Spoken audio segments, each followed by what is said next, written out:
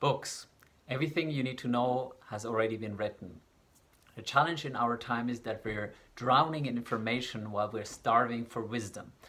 The problem is not only that we consume the wrong content, but even if you consume the right content, I will talk about a few of my favorite books in a second, is that reading something is not understanding it. Yes, you're receiving the information, but it doesn't mean you can immediately implement it. And that's the difference between knowledge and wisdom. Like, you can read a book full of wisdom, but it doesn't mean you acquire the wisdom.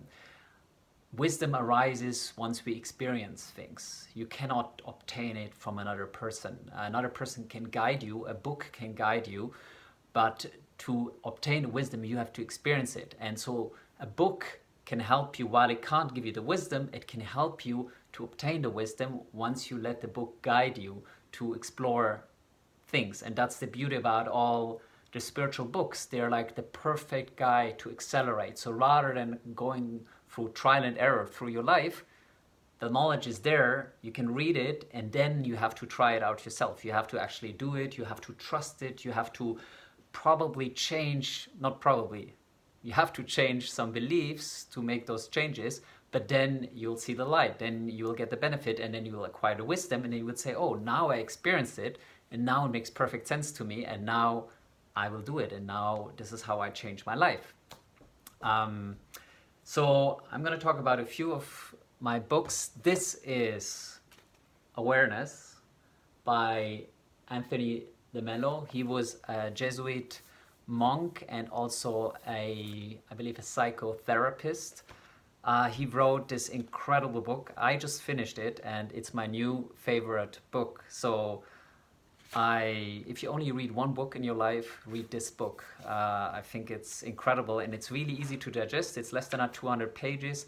It's very straightforward, written beautifully, and it consists of about 50 chapters. And there are topics like on waking up, will I be of help to you in this retreat, on the proper kind of selfishness, on wanting happiness, are we talking about psychology in a spiritual course?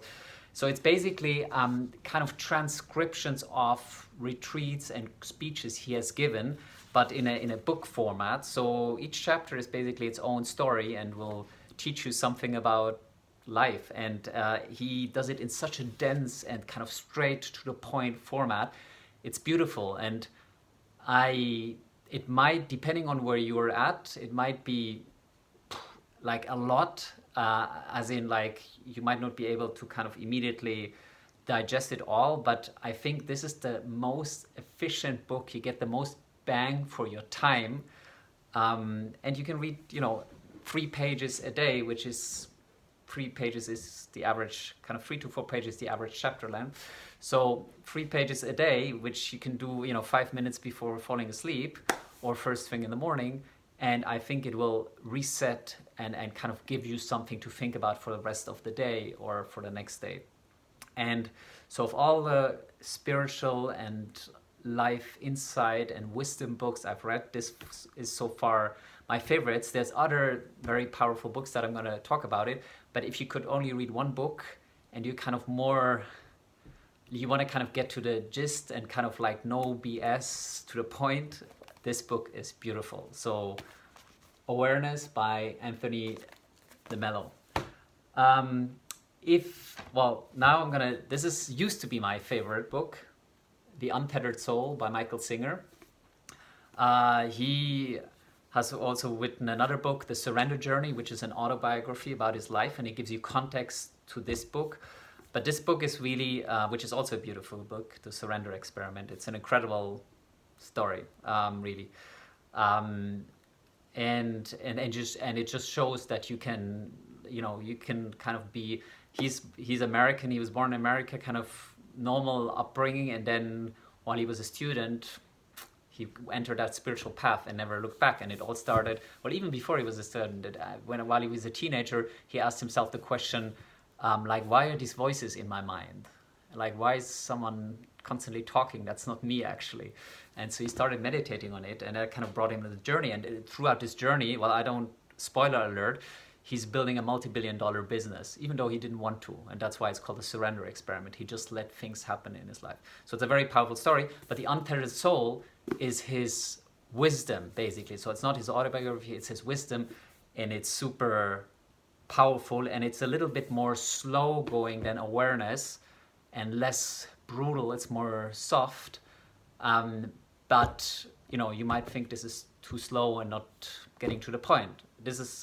This book has changed lives, and I'm sure Awareness has. I know that Untethered Soul has changed lives. It has had a huge impact on me, but I think Awareness is even more to the point and even more, you get more bang for your time if you want to optimize for time. Then I'm currently reading this, one of the few books on many books I'm reading. So I'm kind of halfway through. Inner Engineering by Sadhguru. Sadhguru is I think an amazing contemporary spiritual person sharing wisdom kind of in a very kind of 21st century language, very understandable, very to the point, very practical. It's very easy to read. I saw him speaking in London 2 months ago or so. That's when I bought the book. And it's a beautiful book to read. Also very, and you will be able to implement it immediately in your life. Again, a bit softer than this book, and also a bit thicker, so more to read. Beyond the Self, Conversations Between Buddhism and Neuroscience. It's between Mathieu Ricard, who I think was the left or right-hand person of the Dalai Lama. And he's an incredible person. He used to be a neuroscientist and then became a Buddhist monk. And here he's speaking to one of the leading neuroscientists about the brain and life and perception and reality. It's an incredible book. This is more to kind of immerse yourself into understanding what we know about the brain and the two different perspectives from a Buddhist practicing monk, a meditating monk, and a neuroscientist who is actually not meditating. And it was interesting. I also saw the two conversing in London, and for me it was clear the Buddhist here is way ahead of the neuroscientist and probably all of science. There's just so much more going on, and it became clear in their conversation, and it also becomes clear in the book that the neuroscientist is kind of lagging behind the Buddhist here, or the meditating person. There's no religious context. It's just about meditation and understanding the mind and the world and reality. And it's clear that here spirituality has much more answers already than science. Then, 8 minutes. I'm running out of time. Inner Revolution. I'm reading it on my Kindle by Robert Thurman.